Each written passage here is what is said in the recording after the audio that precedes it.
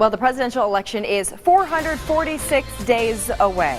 Yes, we know that may seem like a really long time for now, but campaign season in full swing and immigration among the hot topics on the campaign trail. Dr. Ben Carson, one of the candidates vying for the Republican nomination, and he headed to Florence today to talk with the Pinal County Sheriff about the border battle. ABC 15's Pete Serratos was there and has more on tonight.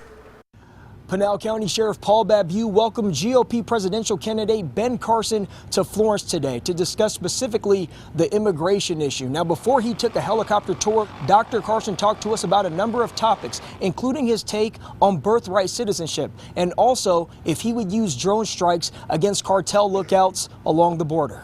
For a woman to be pregnant and say, I'm going to go over to the United States and have my baby there so that I have an anchor, that's stupid.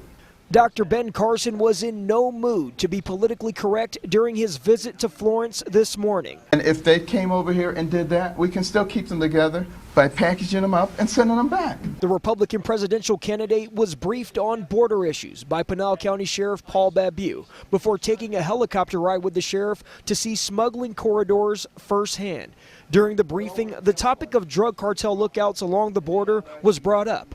Carson proposed the idea of using drones, not just for surveillance, but for potential airstrikes. And if that requires getting rid of some of their hideouts, I'll get rid of their hideouts.